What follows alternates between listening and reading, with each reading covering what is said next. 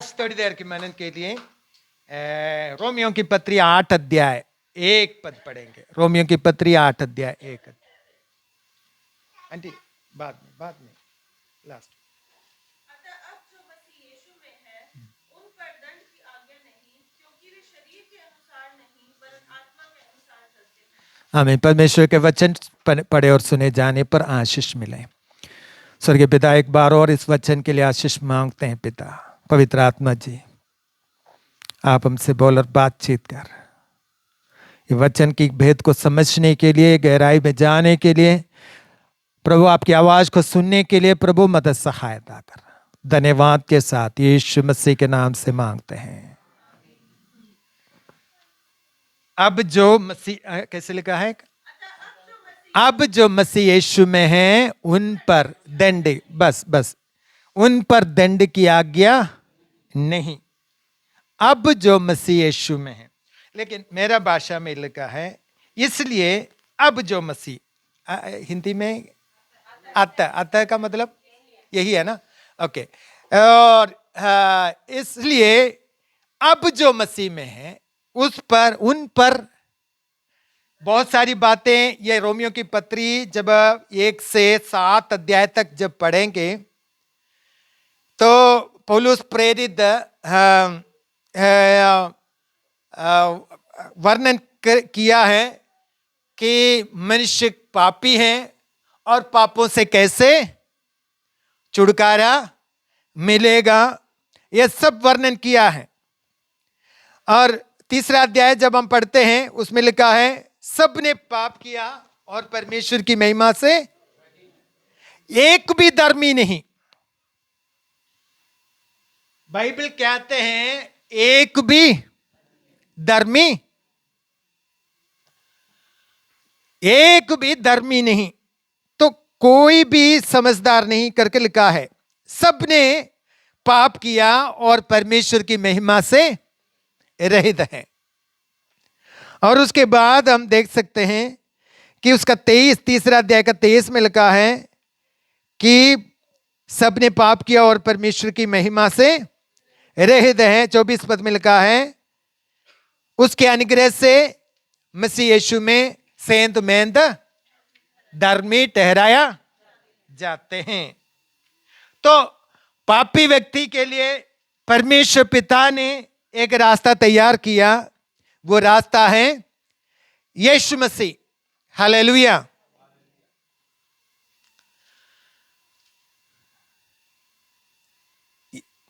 मनुष्य पापी है। क्यों पाप दुनिया में आया, या कैसे पाप हो गया है करके हम देखते समय एक उदाहरण मैं बताना चाहता हूं कि हमारे गवर्नमेंट, इंडिया गवर्नमेंट एक कानून निकालते हैं कि जब बाइक में जाते हैं या गाड़ी में जाते हैं सीट बेल्ट डालना है। क्या डालना है? सीट बेल्ट डालना है। या बाइक में जाते समय हेलमेट पहनना है। ये अगर वो उल्लंघन करेगा तो क्या है? वो अगर पकड़ेगा तो चालान काटेगा, दंड मिलेगा या चालान मिलेगा। ये कब बना? इंडिया गवर्नमेंट ने कानून बनाया तब वो क्या हो गया? दंडित का कारण हो गया या चालान का कारण हो गया। या एक दंड है ना ये वो। तो उसका कारण कब कारण बन गया? जब वो कानून बना। जब वो कानून, अगर कानून नहीं बनाया होता वो गलत नहीं होता। समझ में आ रहा है? पाप कैसे दुनिया में आया? जब परमेश्वर ने नियम बनाया, मूसा के हाथ में नियम दिया, तब से पाप प्रबल हो गया। तब से पाप प्रबल हो गया। मेरी बात तो आपको समझ में आ रही कि नहीं आ रही? तब तक या हमें ये कानून आ गया या परमेश्वर के नियम आ गया तो चोरी नहीं करना।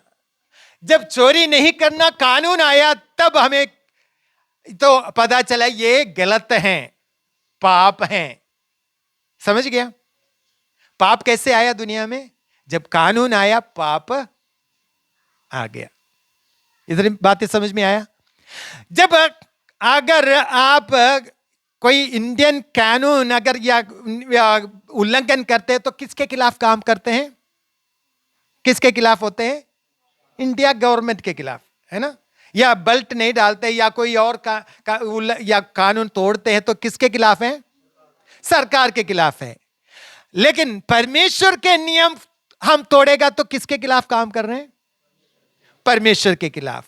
तो समझ में आए? तो परमेश्वर हम पापी होने के कारण हमारे लिए क्या रखा है? एक दंड रखा है। 6 अध्याय, रोमियो 6 अध्याय का 23 में लिखा है, पाप की मजदूरी मृत्यु है। पाप की मजदूरी क्या है? मृत्यु है। परंतु परमेश्वर का वरदान हमारे मसीह यीशु में अनंत जीवन है। तो पाप की मजदूरी परमेश्वर ने कहा यह मृत्यु का लायक है या दंड के योग्य है, अनंत काल की दंड के योग्य है। लेकिन हमारे लिए एक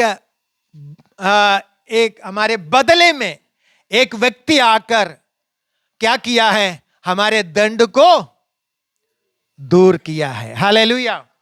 हमारे बदले में एक व्यक्ति आया, उसने उन सारे कानून को या उसके नियम को पालन किया। हमने तो नहीं किया। परमेश्वर के नियम हम बार बार करने के लिए कोशिश करता था लेकिन पराजय होता था। क्या आपने कानून परमेश्वर के नियम को सारे 100% मान सकते हैं? मान सकते हैं? कोई नहीं मान सकता। मानने के लिए शक्ति हमारे पास है नहीं। हमारे पास परमेश्वर के वचन को या कानून को पालन करने के लिए हमारे अंदर क्या नहीं है? हमारे अंदर बिल्कुल शक्ति नहीं है। हम पराजय हैं।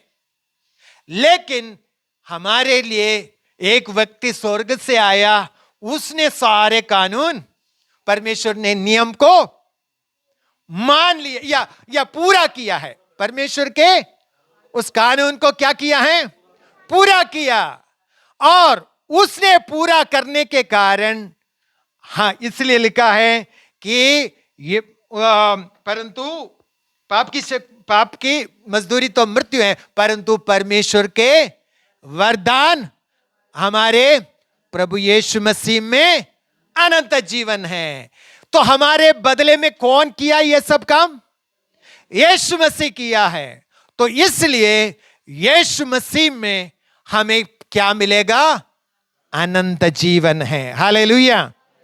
तो इसलिए सब बातें बोलने के बाद पौलुस प्रेरित कह रहे हैं, अब अर्थात इसलिए अब जो मसीह यीशु में हैं उन पर दंड की आज्ञा नहीं। किसको दंड की आज्ञा नहीं? किसको दंड की आज्ञा नहीं? अब जो मसीह यीशु में हैं, अब जो मसीह यीशु में हैं उन पर दंड की आज्ञा। जो मसीह यीशु में नहीं है उन पर क्या आएगा? दंड है। लेकिन जो मसीह यीशु में है, क्यों? कारण क्या है? यीशु मसीह ने हमारे लिए सारे कानून पूरा किया। यीशु हम जो नहीं कर सकता था वो यीशु मसीह ने पूरा किया।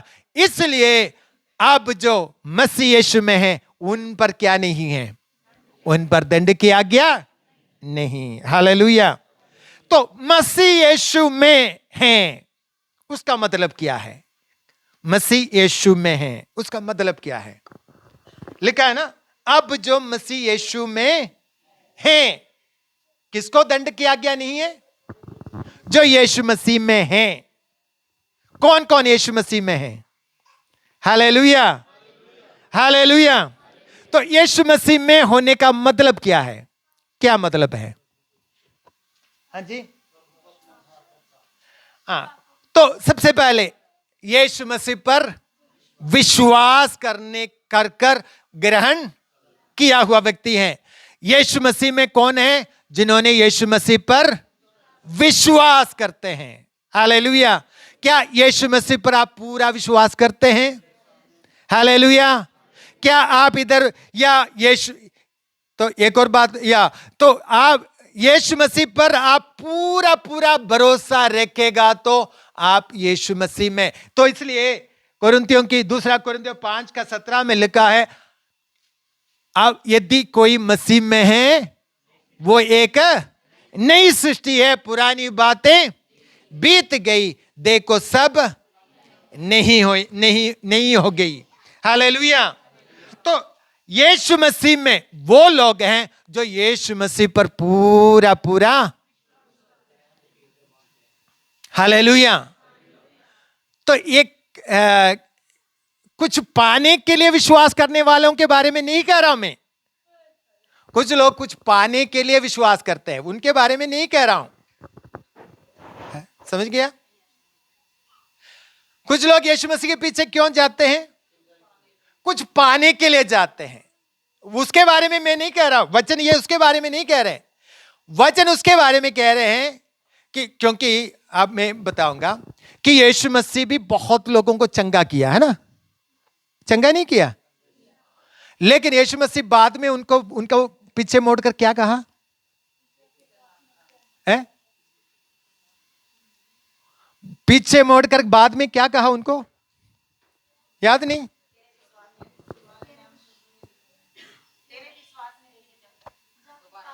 अगर तुम मेरे पीछे हो लेना चाहते हैं तो अपने आप को इनकार करें, क्रूस उठाकर। चंगाई पाया बहुत सारे लोगों ने, लेकिन उनको कह रहे हैं कि तू मेरा पीछा करना चाहते हैं तो मेरा क्रूस उठाकर मेरे पीछे चलना है, नहीं तो मेरा शिष्य नहीं है तू। हालेलुया। चंगाई पाना अच्छी बात है, लेकिन चंगाई पाकर स्वर्ग में नहीं जाएंगे। यीशु मसीह के क्रूस उठाकर यीशु के पीछे चलने वाले यीशु मसीह के चेले हैं। हालेलुया। सभी यीशु मसीह के चेले नहीं है, यीशु मसीह के पीछे बड़ी भीड़ है, लेकिन वो सारे चेले नहीं हैं।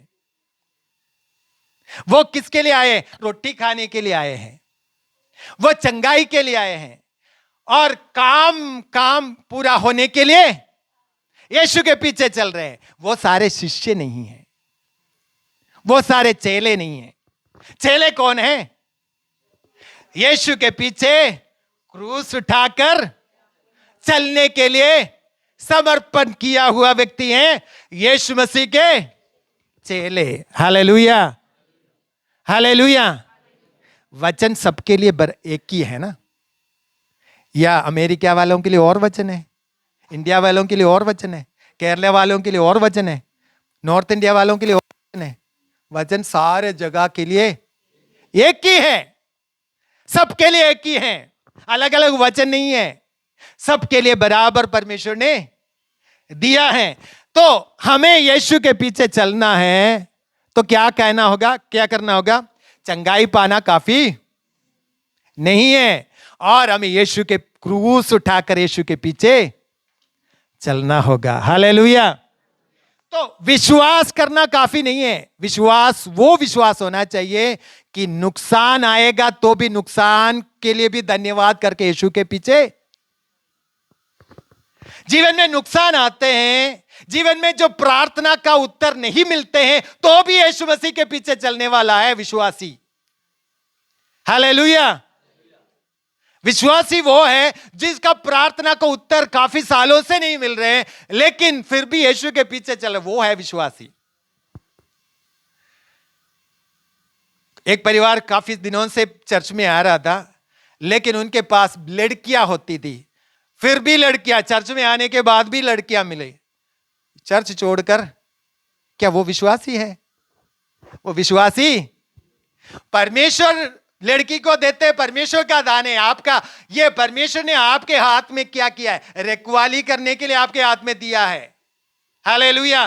चाहे लड़की हो लड़का हो, परमेश्वर आपको एक क्या है, रखवाले के रूप में उनको रखवाला करने के लिए रखा है। वो परमेश्वर का है, आपका लड़का हो लड़की हो, वो परमेश्वर का है। समझ में आ रहा? हालेलुया। लड़की आएगा तो दुखी, या लड़के आएगा तो खुशी, ये गलत बात है। वो परमेश्वर की मर्जी नहीं है।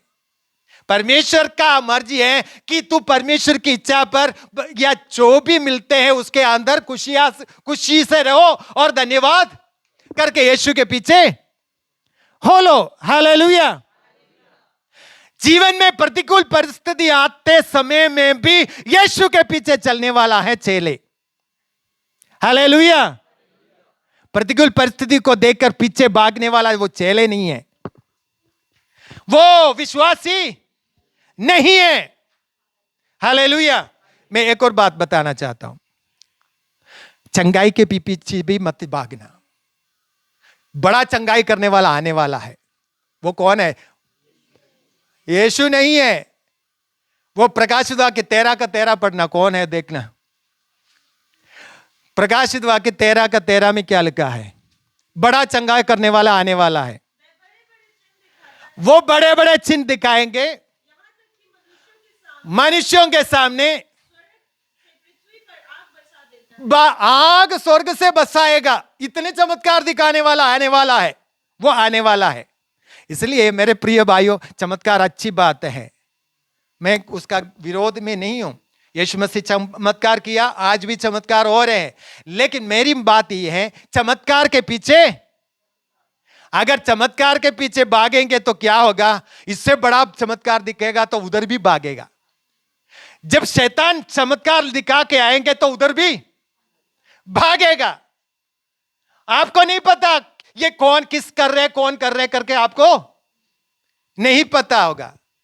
चमत्कार होते हैं, मैं चमत्कार के खिलाफ नहीं है, आज भी चमत्कार होते हैं। परमेश्वर आप अपने अभिषिक्तों को चमत्कार के लिए अभिषेक किया है, मैं उसका विरोध नहीं हूं, मैं उसके लिए धन्यवाद करता हूं ऐसा काम के लिए। लेकिन वो चमत्कार एक विश्वासी नए कदम रखते समय उनको चमत्कार चाहिए। चमत्कार उनके लिए चाहिए जो विश्वास में पहला कदम रखते हैं। हालेलुया। उनके लिए चमत्कार जरूरी है क्योंकि वो विश्वास बढ़ने के लिए है। लेकिन हर समय चमत्कार के पीछे भागेगा तो एक दिन बड़ा चमत्कार आने वाला है, उसके पीछे भी आप भागोगे। हालेलुया। मेरी बातों को आपको समझ में आ रहे कि नहीं आ रहे? आपको चंगाई आपके घर में मिल सकते हैं, आप प्राप्त कर सकते हैं, लेकिन आपको इसके लिए इंतजार करना होगा। परमेश्वर के वचन के अनुसार आपके लिए सारे आशीष प्रभु ने रखा है, आपको देने के लिए प्रभु रखा है, लेकिन आपको वो प्राप्त करना है। कुछ समय इंतजार करना होगा, कुछ समय आपको इंतजार करना होगा। आपको परमेश्वर के हजूरी में बाढ़ जोना होगा। यही बातें लिखा है यशायाह 41 का नहीं 40 का 31, यशायाह 40 का 31 में क्या लिखा है? जो यहोवा के लिए बाढ़ जो होते हैं वो नया बल प्राप्त है। जल्दीबाजी कुछ पाने के लिए मत जाना, फंदे में फंस सकते हैं। जल्दीबाजी कुछ पाने के लिए नहीं जाना, फंदे में। हालेलुया। प्रभु के लिए इंतजार करो। वचन यही सिखाते हैं, वचन सिखाते हैं कि जो परमेश्वर यहोवा के लिए बाढ़ जो होते हैं वो नया बल प्राप्त करेंगे, वो उकाब के समान उड़ेंगे, दौड़ेंगे, श्रमित नहीं होंगे। हाँ, वो श्रमित नहीं होंगे, बाकी सब श्रमित हो जाएंगे। कौन? जो बांटने के लिए तैयार नहीं है। परमेश्वर के वचन क्या सिखाते हैं? परमेश्वर के लिए बांट जोते रहो। हालेलुया। बांट जोगे तो तुम उकाब के समान एक दिन उड़ेंगे। हालेलुया। ये आर्थिक तौर पर उठने के बारे में नहीं कह रहा हूं। कुछ लोग आर्थिक तौर पर उठने के लिए बहुत कोशिश कर रहे हैं, लेकिन परमेश्वर कह रहा है कि आपको ऐसा सामर्थ्य प्रभु देना चाहते हैं कि हर परिस्थिति के सामने खड़े होने के लिए। हालेलुया। मेरे प्रिय भाई, आर्थिक तो सब कुछ आपके लिए देगा, परमेश्वर ने वायदा किया है, लेकिन आर्थिक उन्नति के लिए परमेश्वर ने वचन दिया। कैसे वचन दिया है? कि पहले उसके राज्य और धर्म का खोज करो तो तुम्हें ये वस्तुएं।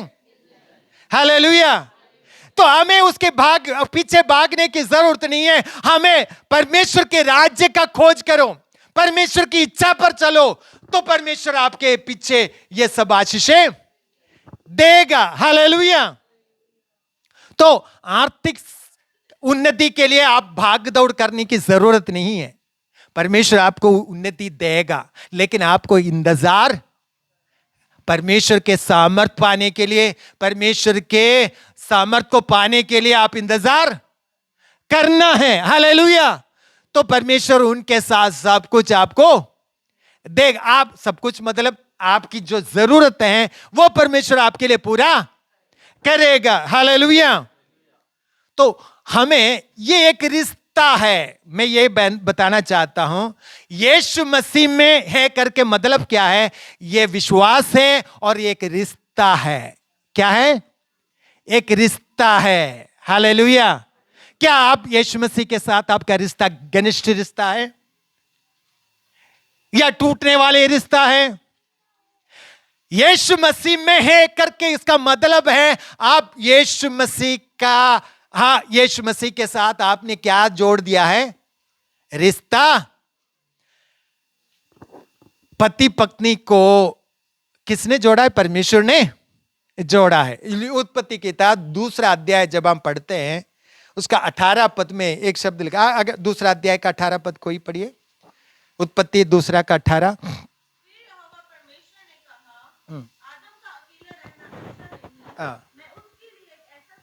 मैं उसके लिए एक ऐसा सहायक, मैं उसके लिए एक सहायक, इधर एक शब्द लिखा है वो सहायक, मैं उसके लिए, हाँ, लास्ट में मेरे ख्याल 23 में एक शब्द लिखा है, वो पति पत्नी अपनी माता पिता को छोड़कर एक तन,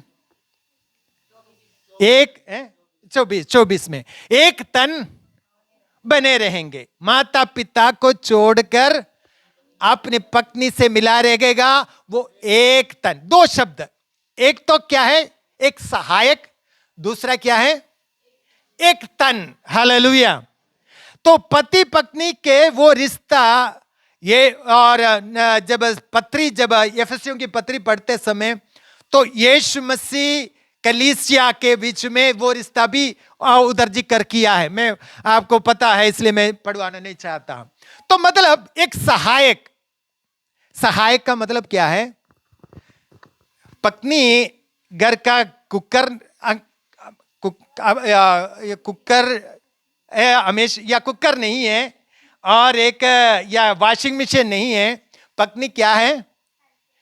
सहायक। सहायक का मतलब क्या है? साथ देने वाले, साथ देने वाले। लेकिन लोग क्या है उसको, हमारे पत्नी को क्या करके रखा है? नीचे रखा है। लेकिन वचन उसके लिए अनुमति नहीं। वचन क्या कहते हैं? वो एक तन रहेंगे और दूसरा क्या है? एक सहायक है। सहायक का मतलब क्या है?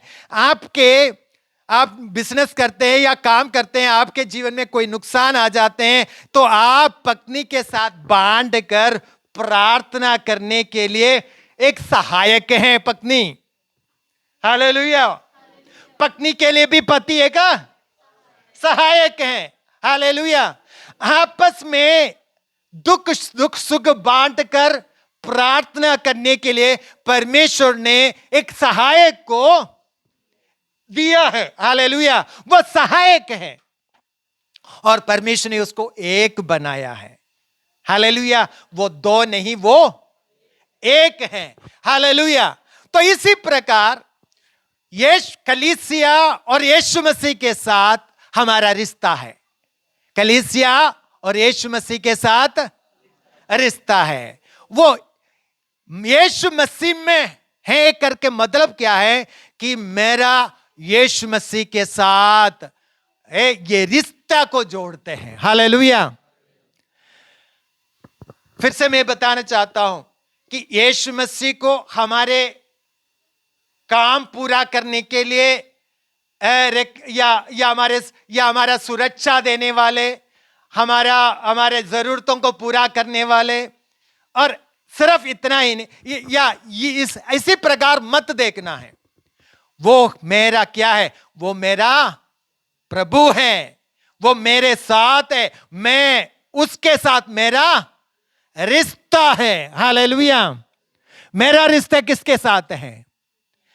यीशु के साथ है। हालेलुया। मैं एक चेतावनी और देना चाहता हूं, आप किसी परमेश्वर के दास को भी उसके बीच में मत लेके आना। मतलब क्या है? परमेश्वर के दास आपके सहायता करते हैं कि आपका रिश्ता यीशु मसीह के साथ घनिष्ठ रिश्ता होना चाहिए। हालेलुया। तो मतलब मैं बताने का मतलब है कि आप और यीशु के साथ आपका रिश्ता क्या होना चाहिए? अटूट रिश्ता होना चाहिए। हालेलुया। कोई भी शक्ति उस रिश्ते को तोड़ने के लिए अवसर नहीं देना चाहिए। कुछ लोग परमेश्वर के दासों को आदर करना चाहिए, लेकिन भरोसा पर या यीशु मसीह पर रखना चाहिए। भरोसा किसके ऊपर रखना चाहिए? यीशु मसीह पर रखना है। हालेलुया। यीशु मसीह के ऊपर से भरोसा किसी पास्टर के ऊपर मत रखना चाहिए। आपके रिश्ता किसके साथ है? किसी पास्टर के साथ नहीं। आपका रिश्ता क्या है? किसके साथ है? यीशु के साथ है। हालेलुया। तो यीशु मसीह पर आप पूरा भरोसा रखना है। हालेलुया। लेकिन आजकल बहुत सारे लोग पास्टरों पर भरोसा रखता है, इसलिए इधर उधर भागते रहता है, इधर उधर। लेकिन यीशु मसीह पर आप पूरा भरोसा रखें। आपका रिश्ता यीशु के साथ है। हालेलुया।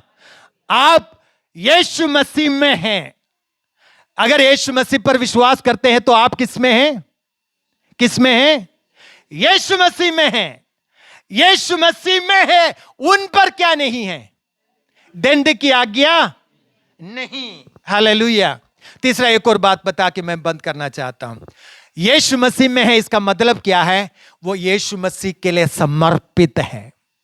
यीशु मसीह के लिए समर्पित है। यीशु मसीह अगर कुछ भी बोलेगा वो करने के लिए वो समर्पित है। हालेलुया। यीशु मसीह में है, इसका मतलब है आप यीशु मसीह के लिए समर्पित हैं।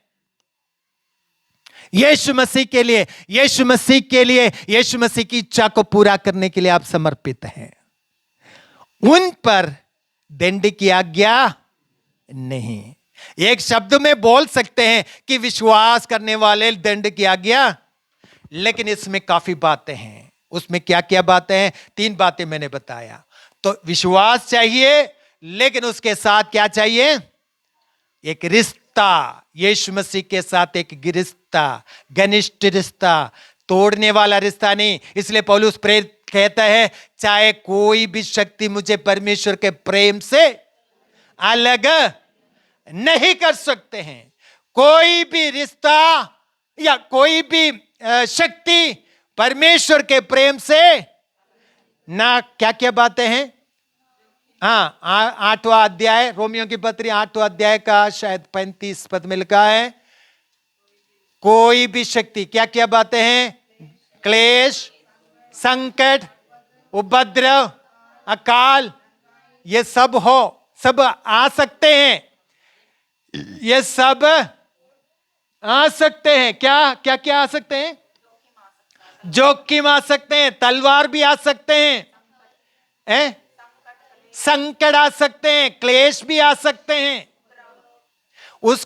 और उपद्रव भी आ सकते हैं, लेकिन अकाल भी आ सकते हैं। लेकिन इनमें से कोई भी शक्ति हमें परमेश्वर के प्रेम से अलग नहीं कर सकता, क्योंकि हमारा रिश्ता यीशु मसीह के साथ पक्का है। हालेलुया। हालेलुया। अगर यीशु मसीह के साथ आपका रिश्ता पक्का है, कोई भी शक्ति आपको परमेश्वर के प्रेम से अलग नहीं कर सकता। और तीसरी बात मैंने बताया, ये एक समर्पण है। हालेलुया। यीशु मसीह की इच्छा पर चलने के लिए एक संपूर्ण समर्पण है। प्रभु, मेरी इच्छा नहीं, आपकी इच्छा मेरे जीवन में। और प्रभु क्या कहते हैं वो करने के लिए तैयार होना है। हालेलुया। प्रभु क्या कहते हैं कि जाओ और सुसमाचार प्रचार करो। और प्रभु कहते हैं कि मेरे या देश के नाके में खड़े होकर प्रार्थना करो। यह प्रभु की आज्ञा है, प्रभु की इच्छा है। हालेलुया। जाओ और सुसमाचार प्रचार करो, यह प्रभु की इच्छा है। और बीच में नाके में खड़े होकर देश के लिए प्रार्थना करो, यह प्रभु की इच्छा है। हालेलुया। प्रभु की इच्छा के लिए समर्पण करने वाला प्रभु में है। हालेलुया। बाकी सब लोग क्या है, काम पूर्ति के लिए यीशु के पीछे चलते हैं, वो स्वर्ग राज्य प्रवेश नहीं कर पाएंगे। वो जो प्रभु के जो मसीह यीशु में है, उन पर दंड की आज्ञा। हालेलुया। अगर यीशु मसीह के पीछे चलना चाहते हैं, क्रूस उठाकर यीशु के पीछे चलना होगा। हालेलुया। और इस दुनिया के सारे बातों से बढ़कर यीशु मसीह के साथ प्यार कर कर आगे बढ़ने के लिए समर्पण करना होगा। हालेलुया। अगर आप में से कोई भी अब यीशु उस दंड से आप छुटकारा नहीं पाया है, तो आप अपने जीवन यीशु मसीह के लिए समर्पित करें, अपने पापों से पश्चाताप करें। प्रभु मैं पापी हूं, मैं आपके लिए जीऊंगा, मेरे पापों को क्षमा कर, मैं आपके लिए जीऊंगा। समर्पण करें, अपने जीवन को प्रभु के हाथों में समर्पित करें। प्रभु आपके जीवन को आशीष करेगा। हालेलुया। हालेलुया। और प्रभु के हाथों में और परमेश्वर इस वचन के द्वारा हमें आशीष